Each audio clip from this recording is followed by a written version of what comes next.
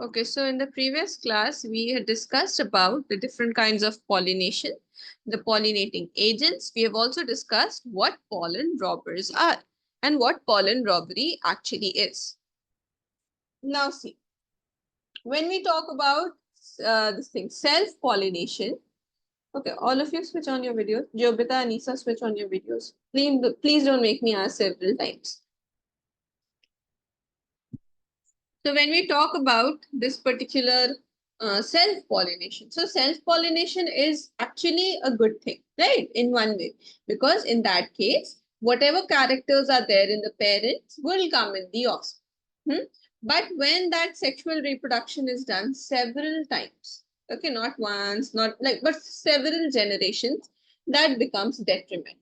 So self-pollination is also called as selfing. You can also call it as inbreeding. So this particular process, it is done to get pure characters. Pure character means whatever characters are there in the parents, they'll come in the offspring just like that. But when self-pollination is continued for many, many generations, that leads to a thing called as inbreeding depression, which basically cause the plants lose their vigor. Okay, the plants lose their vigor. Vigor means their superiority, the way their characters are expressed. So it is many a times discouraged that self-pollination must not be done. To discourage self-pollination, we have certain outbreeding devices. So outbreeding is the opposite of inbreeding, right? Inbreeding means self-pollination. Outbreeding are the ones that encourage cross-pollination and discourage inbreeding, that is self-pollination. So outbreeding devices are the devices which will discourage the self-pollination and encourage the cross-pollination. Now, all of these are very, very important. Talking about the examples of outbreeding devices. The first is unisexuality. Now, you people already know that self-pollination is more common in the bisexual flowers, right? The flowers that have the male and the female both in one. So, in their case, unisexuality is very prominent and it's important. So here, unisexuality refers to one flower containing either the male or the female component. Now, unisexual terms have two types of, you can say, conditions. One is monoecious, one is dioecious. Now, monoecious is when the male reproductive part are present in one flower and the female reproductive parts are produced, or you can say, on the same plant, but the flowers are different. Plant is same, flowers are different. So here you say that this will prevent the autogamy from happening, meaning pure self-pollination will not happen, but geitonogamy will not be prevented. It will 100% take place, right? So this monoecious is in the case of castor and maize, but still it is better than autogamy. The second situation is dioecious, wherein the male and the female flowers, they are present on two separate plants, meaning one plant that has male flowers, another plant that just has the female flowers. So in this case, autogamy is also prevented and geitonogamy is also prevented. Lastly, what will happen? Cross-pollination. From one plant to another plant, the pollen grains will go. So that is cross-pollination, and this mostly happens in the case of Vallisneria and papaya plant. So this is the first outbreeding device, that is unisexuality, because bisexual flowers will ultimately result in the self-pollination. Now after this comes dichogamy. Dichogamy refers to the maturation phase. Like you know that the plant or any organism will start producing the gametes when they have matured, right? So in the case of flowers, in the case of plants, it is such a way that the male and the female, they have to mature at the same time in order for successful fertilization or pollination to take place. But when that is different, then obviously you can prevent self-pollination from taking place. So dichogamy, it refers to different maturation time of androecium and gynoecium in the same flower. So let's just say a flower is bisexual.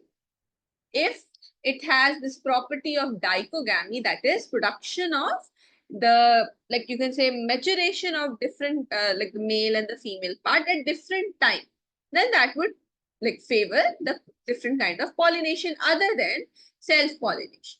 So the first case is either when the stamen have become matured before, so they will release pollen before, right? But the stigma is not ready to receive the pollen grain. So this kind of case wherein the male reproductive part gets the maturation first, we call it as proto-androus. Proto refers to the first, androus refers to the male counterpart. So this case happens in the sunflower and cotton. It's like a plant's mechanism of preventing autogamy from happening. Second case is when the female will become mature first, meaning ready to take up the pollen, but the pollen grains are not released because the stamens or the anther is not yet mature. So this case wherein the female matures first and the male matures later on, we call it as protogynous. Now remember students, if you people have any confusion when we come to which one is male and which one is female, like androecium is male and gynoecium is female. If you have any confusion in this, always remember gynoecium, gynecologist. Who goes to a gynecologist? Females. So what is gynoecium? The female part. Try to trick your mind that. So this second case of protogynous is found in ficus and aristolochium. So dichogamy is clear to you people? Any doubts? Okay. Then comes self-incompatibility. Let's just say the pollen grain, the self-pollen has landed on the self-stigma, meaning sort of, you can say self-pollination is happening. But in that case, if, let's just say, the pollen grains that are self-pollens, if they'll not be able to germinate, if they'll not be able to fertilize the ovule, then that is called as self-incompatibility, meaning it is the failure of the self-pollen from fertilizing the ovule. And this is a genetic mechanism, meaning as soon as the pollen grain will land, the pollen tube germination will not take place, thereby the the fertilization will not take place. So this is again a plant's sort of coping mechanism to avoid autogamy and to promote xenogamy. So here, because you people know, see, whenever any pollen lands on the stigma, so there's sort of like a chemical dialogue that takes place in between the two, which confirms, like the stigma confirms that, okay, this is the right type of pollen, and then only the pollen germinates. If it is a wrong type of pollen that has landed on the stigma, pollen germination or pollen tube growth will not take place. So that is the case of self-incompatibility. Then, in some species, the anther and the stigma, they are placed at different positions so that the pollens would never come in contact with the stigma. Let's just say the stigma is sort of higher and the pollen grains are lower. So whenever the pollens will be released, this will never get the pollen on it. So these are some of the mechanisms by which the plant discourages the autogamy, discourages the inbreeding, and encourages the cross-pollination because it is much better. Is it clear, students? Any doubts in outbreeding devices? You've understood, na? Okay. Now talking about pollen-pistil interaction. So now we're going to see how we're moving towards the fertilization stage. So after successful pollination has been done, now the pollen grain has landed on the stigma. Now, after the pollen grain lands on the stigma, there takes place a pollen-pistil interaction, which is a chemical dialogue that happens in between the two. As a result of which, the stigma either accepts the pollen or rejects the pollen. So, pistil has the ability to recognize the right type or the compatible pollen, and it can differentiate it with the wrong type, that is incompatible pollen grain. So after recognizing the right type, then the pistil will accept the pollen, and this is a continuous chemical dialogue that happens in between them. As soon as the pistil or the stigma part of the pistil accepts the pollen grain, then what happens is that the pollen tube germination takes place. What is pollen tube germination? It is the growth of a tube-like structure from the pollen grain, thereby to sort of transport the male gametes to the embryo sac of the female. Okay, so this was pollen pistil interaction. Then talking about what all happens in the fertilization. So remember that the pollen tube enters the ovule, right? It has to enter the ovule. Now it can enter the ovule through either of the three ways or pathways. Micropyle, when the pollen tube is entering the ovule by or through the micropylar end, we call it as porogamy. When the pollen tube enters the ovule through the chalazal end, we call it as chalazogamy. And lastly, when it enters through the integument part, meaning through the protective layer, outer integument, inner integument, then it is called as mesogamy.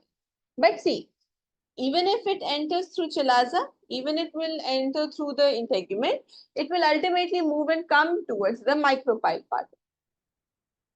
But yes, the pathway that it is following, it can differ. Now, as soon as the pollen tube reaches the ovule region, then you people remember egg apparatus had the filiform apparatus, right? The filiform projections. Now, those filiform apparatus, they are going to basically guide the pollen tube inside.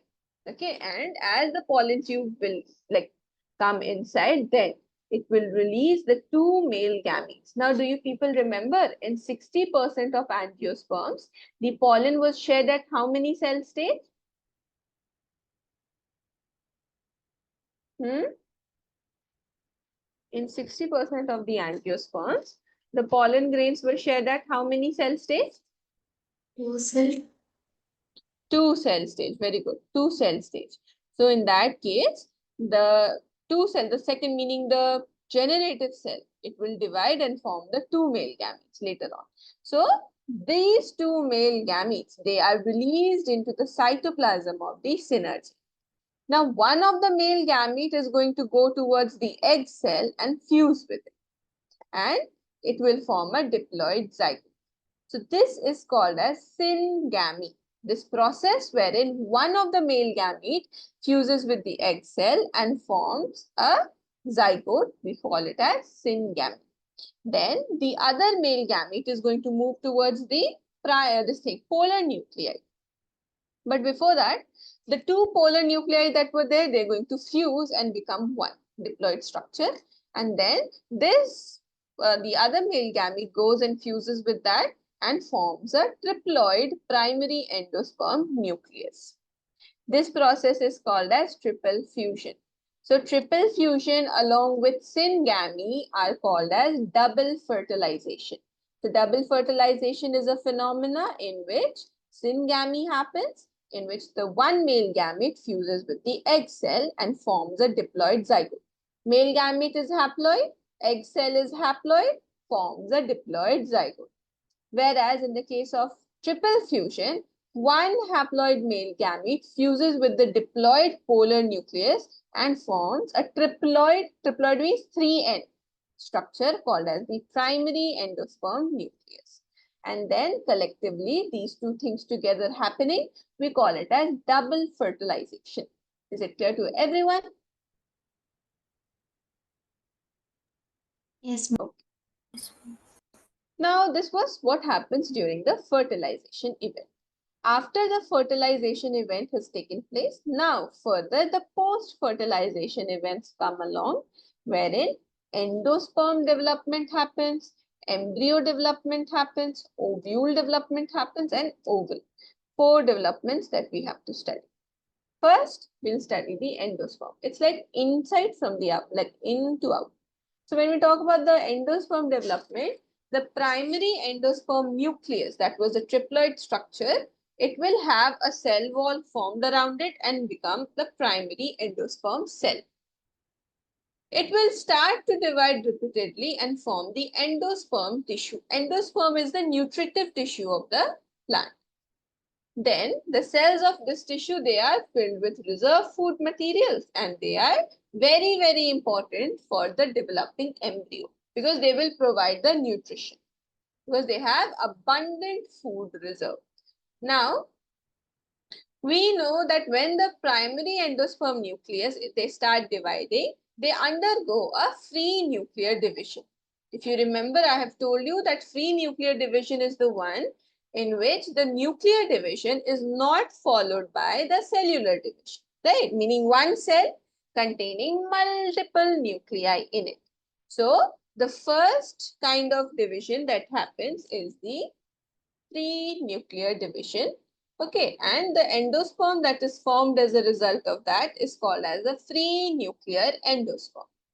Then afterwards, the cell wall formation takes place, and now the free nuclear endosperm becomes the cellular endosperm. Is it clear? Now, one such example, there is the coconut. The coconut has both the kind of endosperms in it. Okay, the coconut water that we drink, that is the free nuclear endosperm.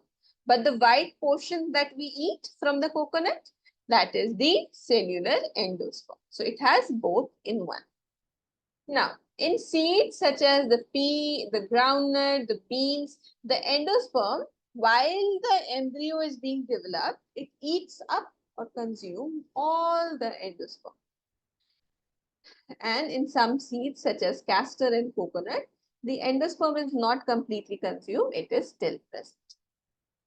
So this was endosperm development. Did you people understand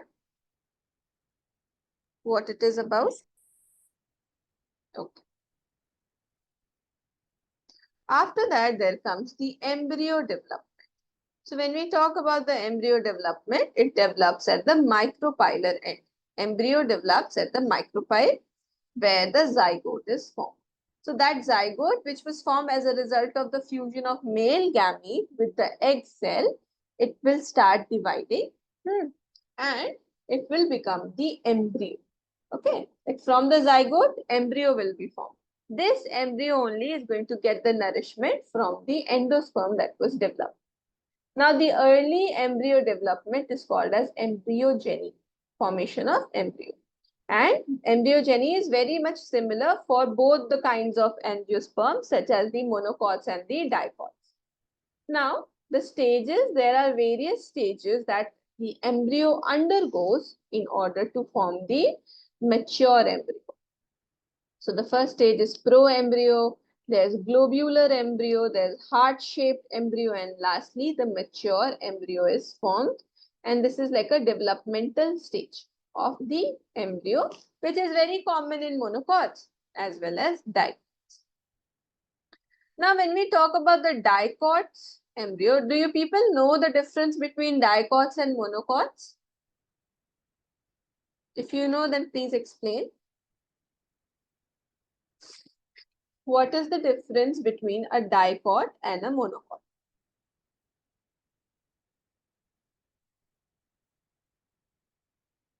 Anyone?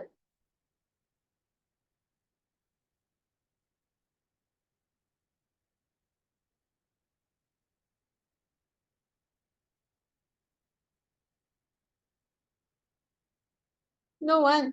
See, angiosperms are of two types, dicots and monocots. Dicots are those, their seeds can be split into two. Have you people had chana? The chana? Right? You can take the chana or kidney beans also, rajma. So you take it, you can split it into two parts, two halves. So that is a dicot. But if I ask you to split a rice seed into two parts, will you be able to do so? No. So that is a monocot. So those that have two cotyledons present, they are called as dicots, whereas the ones that have just a single cotyledon present, we call them as monocot. So talking about the dicot embryo, so they have an embryonal axis and they have two cotyledons. Now see, the part that is present above the embryonal axis is called as the epicotyle, and the part present below the embryonic axis is called as hypocotyle. See in this picture, this right in the middle is the embryonal axis. The part above the embryonic axis is called as the epicotyle and the part below is called as the hypocotyle. Now this part, this epicotyle gives rise to the plumule part.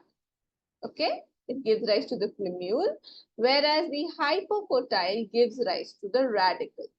Now this plumule and radicle, the plumule gives rise to the shoot of the plant. Shoot means the stem. And hypocotyle, which gives rise to the radicle, it gives rise to the root. So remember, R for radicle, R for root. So radicle gives rise to the root and plumule gives rise to the shoot. Is it clear?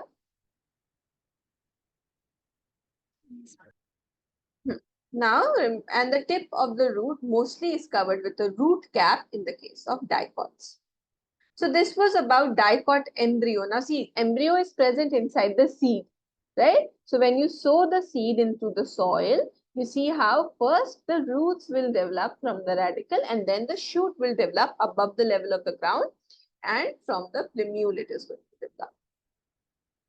After that, there comes the monocot embryo.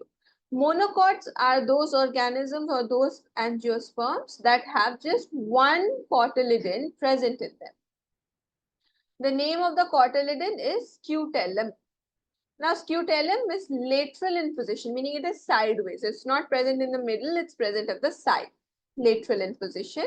Now, radicle, they have radicle also, they have plumule also, but they have extra layer, meaning the layer surrounding the radicle is called as foliorhiza, and the layer surrounding the plumule to protect it is called as folioptile. So this is the case. Now remember again, foliorhiza has R in it, so it will protect the radicle. Folioptile has P in it, so it will protect the plumule. Okay, try to train your brain in such a way to remember these things. So this monocot and dicot embryo is clear to everyone. Any doubts? Anything you want to ask? After that, we have the second last topic, that is the seed. Now, when we talk about the seed, whenever the ovule gets matured, it forms a seed. It becomes a seed. So, a fertilized ovule is a seed. Now, there are different types of seeds that are there, such as endospermic seed, non-endospermic seed, and then perispermic seed. Now, endospermic seed, here endosperm is present. It's not completely consumed by the developing embryo, such as in the case of wheat, maize, barley, coconut, castor, sunflower. In them, when the embryo is developing, the embryo does not consume the whole entire endosperm. So such a seed is called as endospermic or albuminous seed. The second is a case of non-endospermic seed. Here, the endosperm is completely consumed by the embryo, which is developing, such as the pea, the bean, and the groundnut. And lastly, there's the perispermic seed. Now, these are unique seeds because they have persistent nucellus. You people remember nucellus was the nutritive tissue in the ovule. So that nucellus is remained, and persistent nucellus is called as perisperm. So the seeds that have the perisperm present in them, they are called as the perispermic seed, and they are found in the black pepper, they are found in the beet. Any doubts, students? No, ma'am. Okay. Talking about the structure of the seed, so any seed has a seed coat present. It's like a hard and tough covering.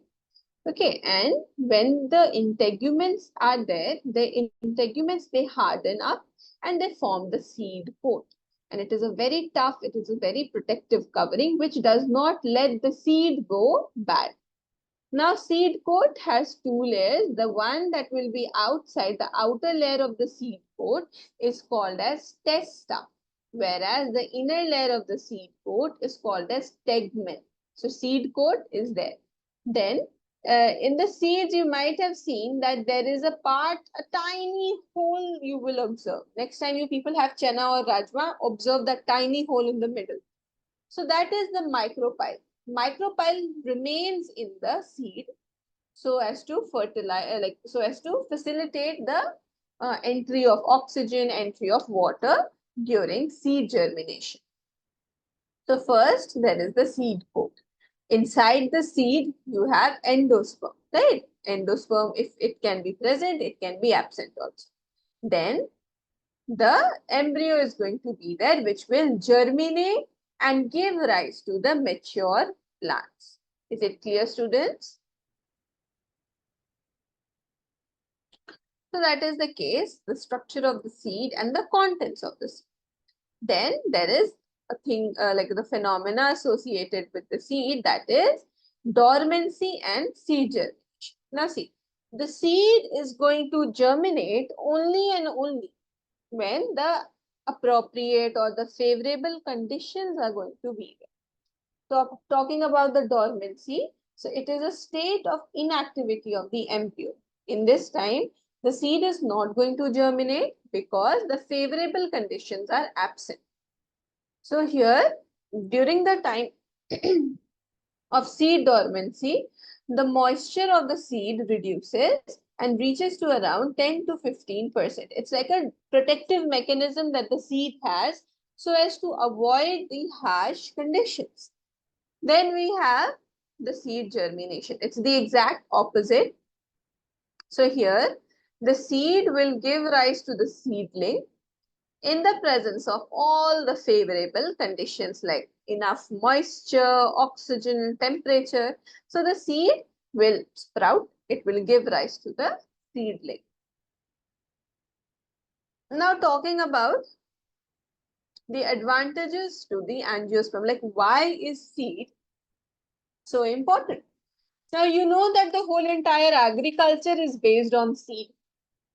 Seed has adaptive capability that it, like when if you disperse it, wherever it will reach, if it is going to get the right kind of conditions, it is going to germinate and form a plant.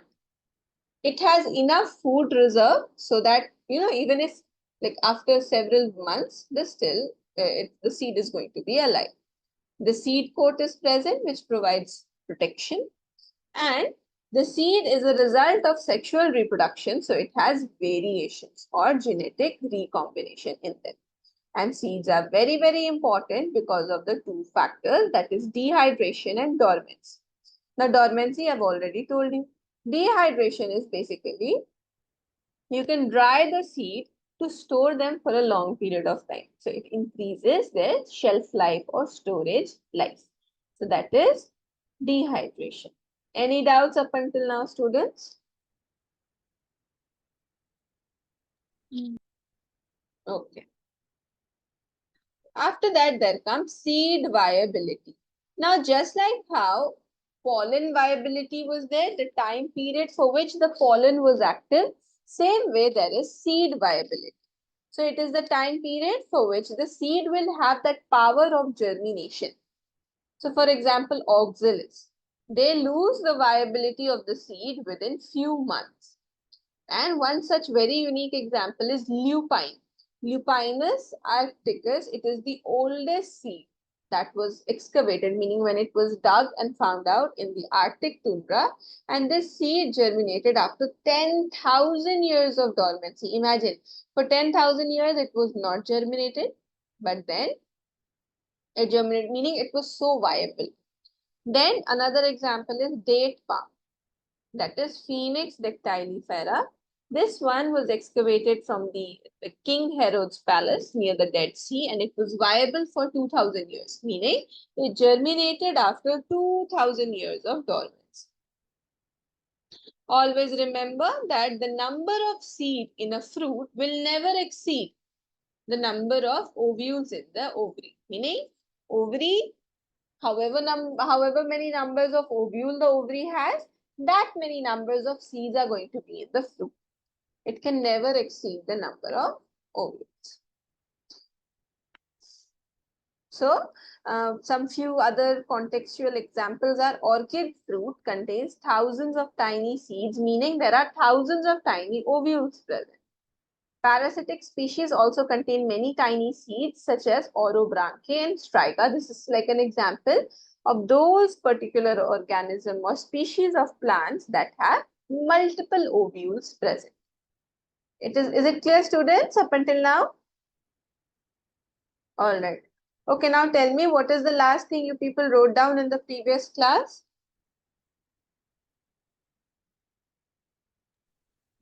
Pistol. Hmm? Pistol part 1. Did you people get the notes that I sent? The PDF? No. I did not get one. No PDF. One second. No, ma'am. There's PDF.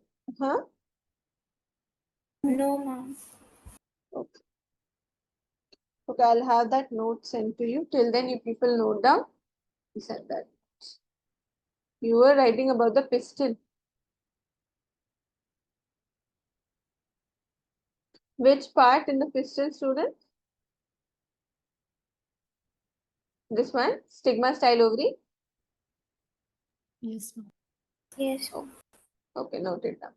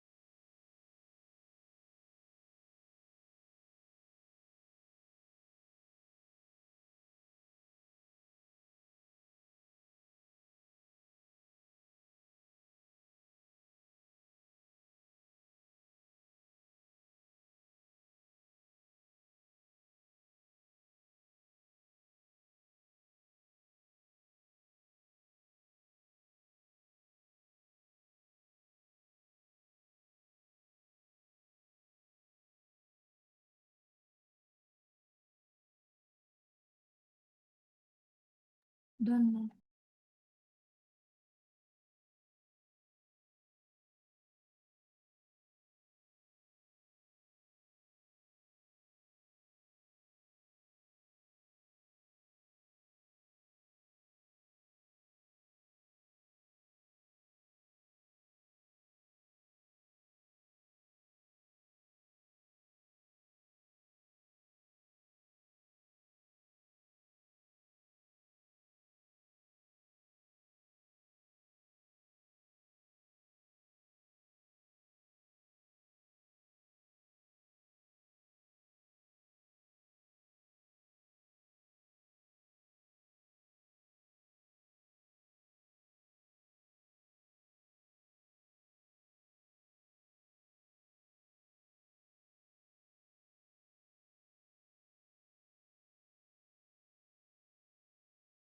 Can you scroll a little up and show me the picture?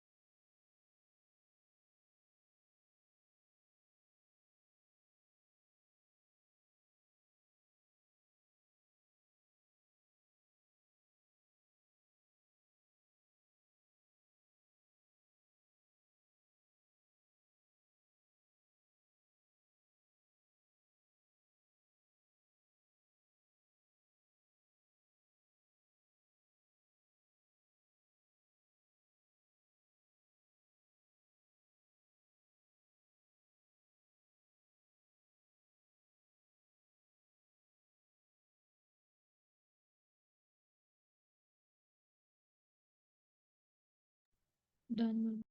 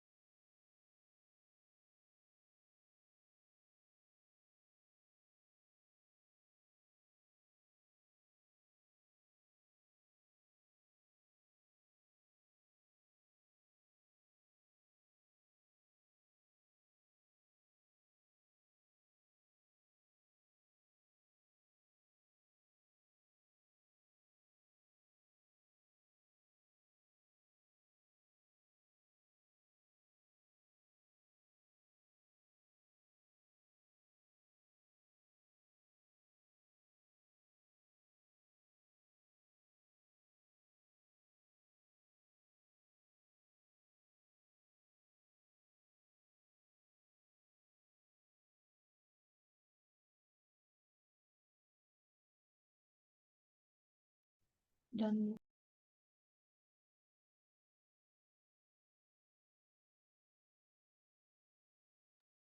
All of you are done, students?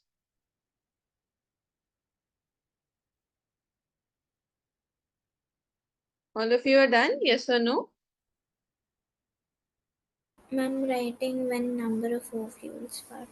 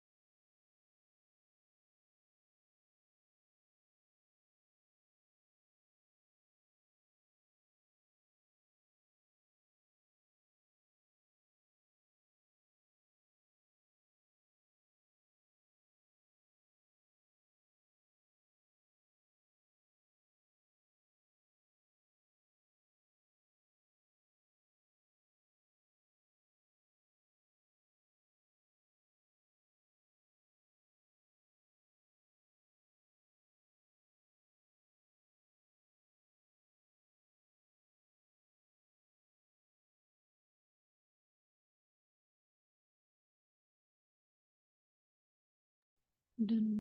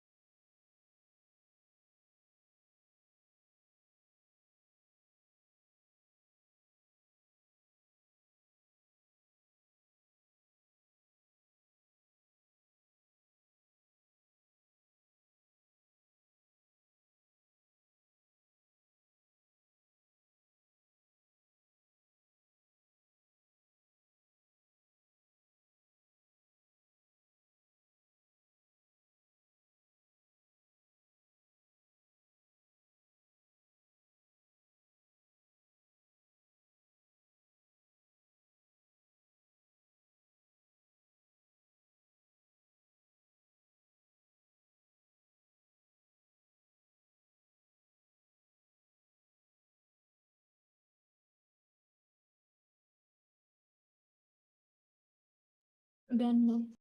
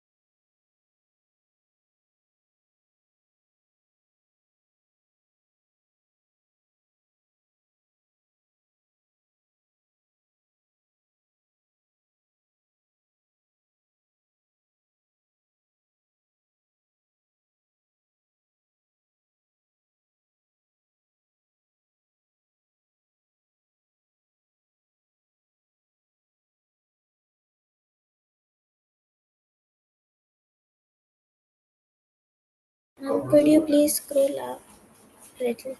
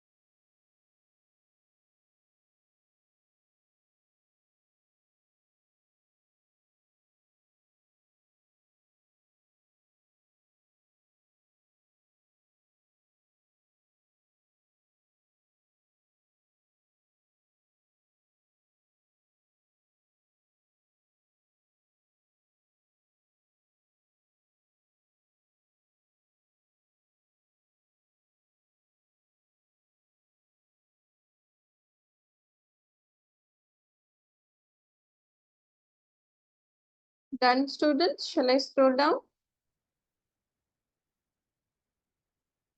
One second. Yes, ma'am.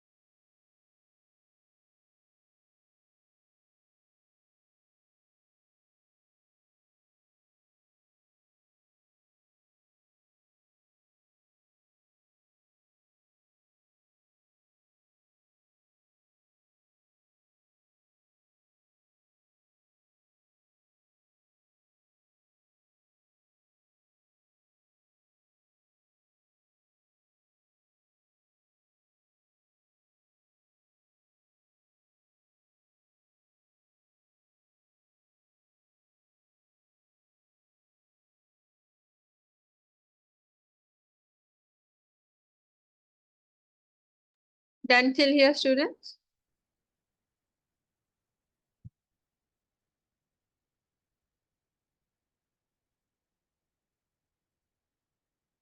Now see, we have one last topic left in this particular chapter, and that is the fruit part. We have discussed everything starting from the embryo, the endosperm and everything. Now the only part that is left is the fruit. Now the fruit is a ripened ovary. So whenever the ovary becomes ripened, it forms a fruit. Now the wall of the ovary becomes the wall of the fruit. And when it becomes the wall of the fruit, we call it as the pericarp. Talking about the fruit, there are different types of fruits, such as true fruit, false fruit, and parthenocarpic fruit. Now, true fruits are the ones that develop from the ovary when it gets fertilized. Example is mango. False fruit is the one that develops from parts other than the ovary, like thalamus. Okay, thalamus, if the fruit is developing from a thalamus, then we call it as a false fruit. True fruits develop from the ovary. So apple and strawberry would be the false fruit. Cashew nut will be the false fruit. And the last one is parthenocarpic. This is a very unique procedure in which the fruit is going to develop without the process of fertilization. Okay, it's not, you can say fertilization is not going to take place and the fruit is going to develop. How? By the application of certain growth hormones. So like it is done when the fruits are to be grown, artificially. So growth hormones like auxin and cytokinins are used to grow these fruits, such as the banana. And mostly the fruits that will be grown artificially like this by parthenocarpy method, they will be seedless because obviously seeds are a result of sexual reproduction, which is not happening over here. Now the fruits can be fleshy, such as mango, guava and oranges, and the fruits can be dry as well, such as the case of mustard and groundnut. Lastly, talking about the last topic, that is apomixis and polyembryony. Now see, the production of seed without fertilization. Seed is being formed, but fertilization is not taking place. This phenomena is usually seen in the grass and the Asteraceae family. So it is sort of like asexual reproduction, which is mimicking the sexual reproduction, because ultimately seed is being formed, but as a result of asexual reproduction without even fertilization taking place. Now talking about the different types of apomixis. So adventive apomixis.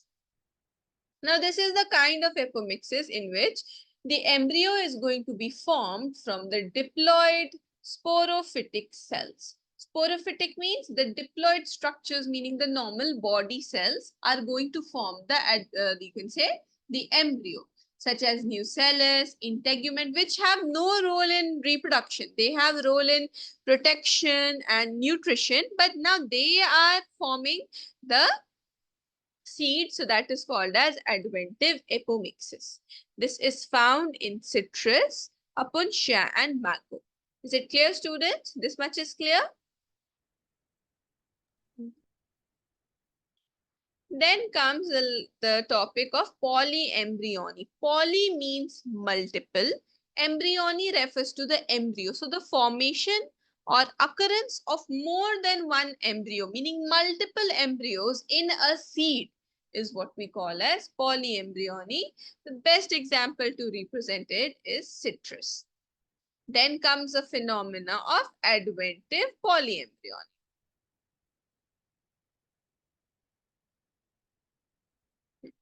So when we talk about the apomictic polyembryony, so here many hybrid varieties can be made as they have the higher yield, vigor and stress resistance. Imagine creating multiple embryo using the apomixis technique, that is the formation of a seed without fertilization. So this procedure here, hybrids are going to be produced, right? And because it is like apomixis can solve the problem of the seed cost. Seed cost is usually very high, and of the superior plants, it's even higher. So as to combat that price problem, there is the presence of apomixis, which can be utilized in the field of agriculture, thereby to produce hybrids that will have a higher yield, they will have resistance to stress, and they'll have a better performance. Is it clear, students? Yes. So with this, the particular chapter gets completed today. Now tell me, after this chapter, we shall be starting human reproduction, right? That also you people have not done with me, isn't it? Yes. Okay. So today we have completed the sexual reproduction in flowering plants. Now see, before the next class, I have sent both of these notes to you people. Okay, so you can download them and you can study them. Okay, copy down the notes, like complete the notes. And in the next class, we'll solve some questions out of this and then start the human reproduction chapter. Okay, till then you people note down